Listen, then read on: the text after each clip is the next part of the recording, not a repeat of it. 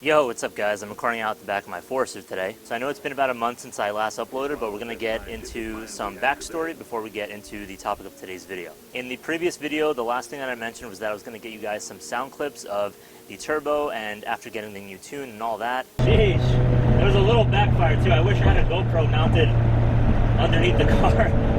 You know what? Stay tuned for that. I'm probably going to do that in the next video. And in that video, I actually made a comment about how good the turbo sounds and how it sounds like a police siren. But after seeing puffs of smoke coming out the back of the exhaust while driving while on the highway, I knew that something was wrong. So when I went ahead and Google searched, what it means when your turbo makes that sound, it's basically a sure sign that the turbo seals are going bad and something is wrong with your turbo. Sure enough, we had the car towed to Prime Motoring. Alright, yo, there she goes. So she's off to Prime. And that was indeed the case. So there's a whole case thing going on right now with Tomioka Racing. Flashback. Alright, let me show you guys what's up right now. So we got off the phone with Tomioka Racing yesterday and Prime Motoring, and we have some issues. So I don't know if the camera will be able to pick it up right now. Hopefully it does. If not, I'll throw a picture on screen, but yeah, I don't think it's going to focus. But basically, you can probably see it there a little bit. I got to put it in the light. Yeah, but basically we have a bunch of shavings on the dipstick. There, you can pretty much see it right there. And it's pretty consistent because every time I took out the dipstick and wiped it, there'd be more. And not to mention, every time we're on the highway under like very low boost, maybe like 1 or 2 psi, we are getting a puff of smoke coming out of the exhaust. So I ended up doing some research, and I was really psyched at first when I heard the turbo, and I was like, oh man, this thing sounds like a police siren, like literally just like a police siren as soon as it starts to spool up. And I read online that that is pretty much the worst sound to hear from your turbo, because that could mean that your turbo seals are leaking. And this whole development with the shavings in the oil, or in the dipstick at least, is brand new. So that combined with the smoke coming out the exhaust is not a good recipe. So we got off the phone with Tomioka Racing. I explained to them the issue. They said that their ball bearing turbos are pretty bulletproof. But if it is indeed the turbo that is kind of falling apart, or the turbo did break, then they will assume liability. The turbo is still under warranty, so we should be okay with that. As for the block itself, because the block was installed at Prime Motoring, which is a IAG certified gold installer, the block is under warranty for 2 years from the date that it was actually put together. So plenty of time on both, so we don't have to worry about that. But I'm just worried right now that there is metal shavings in the intake manifold or in the actual engine itself. So we have to take a look at the oil filter. I'm not going to do it today, but we're going to take a look at the oil filter and see if it has captured any of those shavings, or hopefully all of them. I don't know exactly the routing of how the exhaust works. I think that if I did get any metal shavings, it would go out the exhaust, but if it's showing up in my oil, I don't think so. It could be actually be getting sucked up into the block. But yeah, we basically talked to Prime Motoring. They instructed me to bring the car over to them. They're gonna take off the headers. They're gonna see if there's any sort of shavings in there. I'm guessing they would also take off the oil pan that's underneath the car and see if there's any shavings there. 3 days later. Alright guys, we're here at Prime Motoring, so we have an update. So they basically replaced the turbo, the Tomioka Racing turbo, with the stock turbo, because it was still working. And yeah, so basically we have the stock turbo in now as a temporary solution. We got in contact with Tomioka Racing. They're going to either replace the turbo or set up an RMA for us in order to have it rebuilt. So either way, we're going to be getting something from them. This was my bill from Tomioka Racing, or I'm sorry, from Prime Motoring. So yeah, that's $618 for the replacement of the turbo and the oil change and coolant and things like that. So this is also going over to them. I really do hope that they honor this and that they do cover the cost of this, because it was a faulty turbo on their part. Nothing I did wrong on my part. Did all the recommended oil changes and the break-in period for the motor, and basically everything I needed to do correct on my end was done very correct in extreme detail. So we're going to take a look at the Tomioka Racing turbo. I don't actually know the state of it. I heard that it has a good amount of shaft play, so we're gonna take a look. All right, so the guys here at Prime told me that there is a bit of forward and back shaft play. Forward and back is usually a bad sign. Let me try and stand this thing up. All right, let's take a look. So when we pull on this, let me see if you guys can see this. Yeah, I feel a very tiny bit of movement, but forward and back, any movement at all is usually a pretty bad sign. So there is some movement there. The side to side as well. Side to side I know is typically not too bad, but it's the forward and back. So you see I'm actually pulling up on it and it is moving. You guys can't really tell on camera, but yeah. So this turbo is brand new. It is, you know, it's a $2,000 turbo. It has 2,200 miles on it from the break-in of the engine, so it's brand new. So it never should have failed like this. So I really don't know what happened. So they're gonna sort it out. We're gonna have this sent over to them once they send me the RMA, basically the paperwork to fill out, and then this is gonna go back to them. TR-TS1052. I don't know if you guys could see that. I don't know why the camera's not focusing, but yeah, that is the part number. So you can see right in the back over there, if I spin this too, if I could try to spin it out of the way. But yeah, it's looking pretty rough. On the top there too, see on that side as well. That you see a big chunk right there. See a pretty big chunk missing. So yeah, lots of pieces that fell apart. Low boost tune as well, so yeah, that's it. And as for the oil, now let's take a look. I had to put on a glove because I got one of these dipsticks that it's metal, so it stays pretty hot. I just shut off the car, so hopefully we don't get burned or anything. So let's take a look at this, see if there's any more metal shavings. It doesn't seem like there is. Yeah, it's looking pretty clean right now, but Prime suggested that after 150 miles I do another oil change just to make sure that there isn't anything else, any deposits left in there. You know, to the eye it might seem like there's nothing there, but there could be some trace tiny little particles. So that is that. End of flashback. All right, on to today's video topic. So we talked a little bit about the Forester's tune. So that's going to be today's topic, is how do you tune your Forester and what's going to be the best and most reliable tune that you can get for it. Now obviously everything is based on your goals and what you want to accomplish with your car, but I found that for my application this is the best combination of parts and tuning and things like that in order to get to my goal. So if we're talking about my goal was to make as much horsepower and not so much torque, but as much horsepower as possible in order to keep the car as reliable as possible, so that it becomes the ultimate multi-purpose vehicle. Obviously the Forester has storage space, it has a pretty decent capacity, you can fit people in the back, but if you want to take it, you know, autocrossing or rallying or, you know, across the country, you can do that. So that was my goal. So let's talk about the previous tune that I had on it. So my previous tune had 280 horsepower and about 320 pound-feet of torque. That was on 93 octane.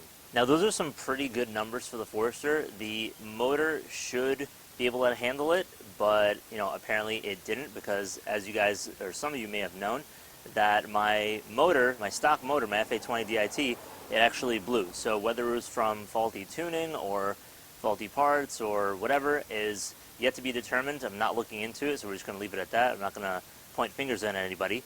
But yeah, so basically on 280 horsepower and 320 pound-feet of torque on 93 octane, the car isn't ideal. That's not the ideal power figures you want to look for. First and foremost there, the torque figures are a little bit high as per what is recommended to run on the CVT. The CVT goes up to 300 pound-feet of torque. So when we were running that, I was aware that it was over that certain threshold, but you know, whenever I'd get on it, it would always be linear, progressive. I would never hammer on it, and basically I wasn't trying to deliver all the torque at one time. So in a way you could say that I was kind of scared to get on it, which is kind of contradicting, because it's like you get a tune to use that power, and when you're not able to use that power, it's, you know, what's the point of getting that tune? So you can argue that that may have caused the engine failure, but again, we're not going to look into that. And plus, just being out of spec for certain parts is not really, you know, something that is ideal. Like it's gonna make you nervous as an owner too.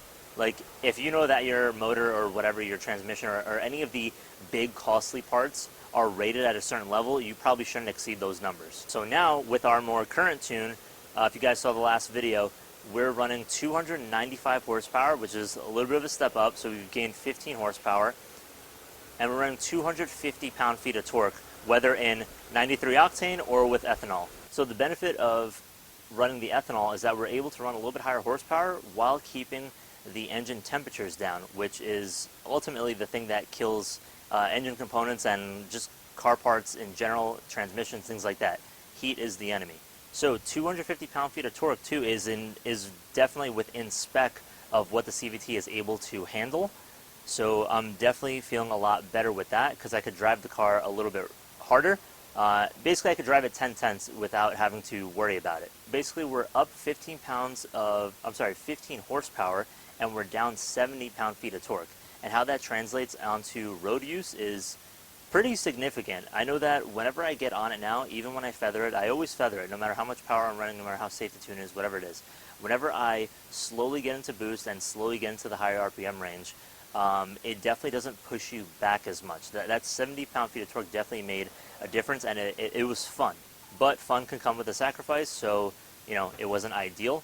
But you could definitely tell a big difference. Now on the top end, because we are running a little bit more horsepower, and because our temperatures are a little bit cooler, that's when you start feeling it. So it's kind of weird to say that, like, yeah, you have to rev out your Forester or your Subaru in general, because generally when you feel it in the upper rev limit is when you go, like an STI, people do big turbos and basically they go full bolt on E85 and all that stuff, so they do big upgrades, so that's when you're feeling the top end. But to say that I'm feeling the top end now with a almost stockish turbo is pretty crazy. Then again, I'm still not really revving it out to redline. I almost never rev it out to redline. I know that peak power even comes on around, I forget what it was based on the dyno chart, but I think it was between 4,500 and 5,000, so I really don't go over that. There's no point really. At that point, you're just staying higher in the revs without gaining any power benefit, and you're just keeping your engine temperatures higher. So there's,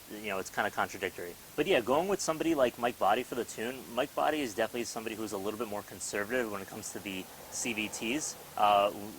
If you follow him, we all know that he's not conservative when it comes to, a built FA20 and, one that's obviously running a manual transmission, or an STI, or more recently his Supras. He's setting world records with the amount of power that he's generating from these Supras and these high horsepower STIs.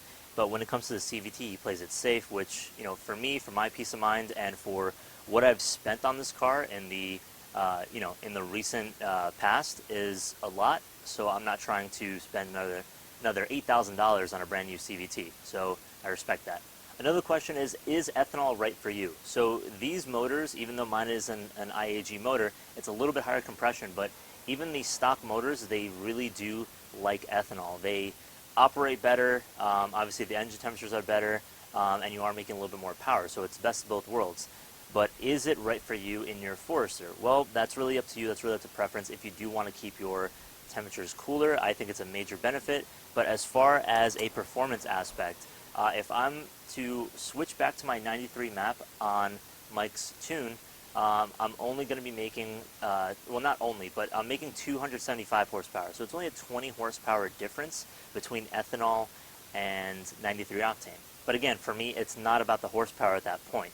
Because normally, if you were to have a manual transmission on this, and it can handle all the power and all that, this configuration and this setup that I have, the motor is good for 450 wheel horsepower at the top level, and the turbo is rated for 600 horsepower, but the transmission, we know, is rated for 300 torque. So your horsepower needs to be within a certain level of your torque as well. So basically, if I was to switch to a 6-speed STI or WRX transmission, this car basically can make 100 horsepower more and 100, let's say, less than 100 torque more. So basically, our numbers would be dramatically increased. But it all comes back down to the heat. So 275 horsepower and 250 pound-feet of torque on 93, 295 horsepower and 250 pound-feet of torque on ethanol. So Mike managed to actually flatten out the torque curve on both maps, which is pretty crazy. I didn't know that tuners can do that, at least not the ones that I've experienced in the past. So he's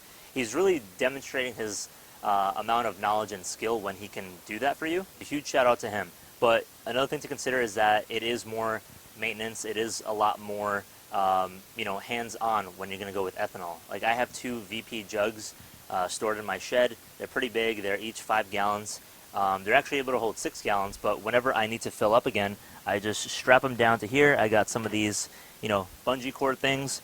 I just strap them down, bring them to the gas station. There aren't too many ethanol stations near me, so that's something else to consider if you have ethanol easily available to you in your area. But there is one not too far from me, maybe 5 to 6 miles. So every time I go, I fill up both jugs, and then I do my blend. So it's E50, so I'm mixing half ethanol and half 93 octane, and the car has been perfect. I only once saw, when I was really pushing it, maybe a couple weeks ago, I was getting up higher in the RPM range. On the access port, we saw a little bit of, tiny bit of feedback knock, and it was nothing significant either. It was like 0.1 or 0.2 or something. So yeah, overall, I've been very happy with this tune. I highly recommend it, and if you are looking to get your, SJ Forester tuned by Mike Body, especially on ethanol, I think you're going to be very pleased. Now, I am on full bolt-ons. If you guys don't know, I have all my build and modification in the description of every video, so you can go ahead and take a look at what I have on my car currently. But yeah, so I'm full bolt-on, headers, everything, built motor, all that, CVT cooler, and I'm able to make this power. So you can probably make close to it without, you don't have to even go crazy with the full bolt-ons. I just did the full bolt-ons because eventually, I want to go with a 6-speed transmission, whether it be the STI or the WRX. So yeah, I'm just kind of future-proofing my car, but you don't need everything that I have on it in order to make, that kind of power. For my recommendation, what these cars would benefit from, together with a Mike Body E50 tune, you could probably go full exhaust. You don't need the headers, a boost controller, a CVT cooler, air oil separator for sure. It's more of an insurance mod. Intake is up to you, really. You could even just do the drop-in filter. Bigger intercooler and charge pipe would benefit as well. So yeah, so pretty much that, and that's not even, that's like about half the stuff that I have on my car, maybe even less. But yeah, so that's pretty much my take on that. That is the update for now. One more update. So in our next video, we're actually going to be making some exhaust modifications again for the, 6th time, whatever. I've had so many different exhausts on this car. But I have my Tomei Extreme TI exhaust on this car. This is the one for the 08 Plus WRX and STI. It does fit the 2015 Plus WRX. A couple of you have been asking me on Facebook Marketplace if that works, if that's going to work with your car. So, but if you have a Forester, an SJ Forester as well, this will fit. So I'm actually looking to switch that out, and we're going to talk about that a little bit more in the next video, but I am looking to sell it. So if you guys are interested, go ahead and DM me at the end of this video. My Instagram will be on screen, and shoot me a DM, and we can work something out. Alright guys, that about does it for today's video. Thank you again for being so patient. I know that it's sometimes a pain in the butt to wait on me to make these videos. I really was waiting for Tomioka Racing to update me a little bit sooner, but they still have the turbo. They still haven't informed me yet, but we'll get to that. But yeah, that's about it for today's video. I'll see you guys in the next one. Take care, Al. Peace.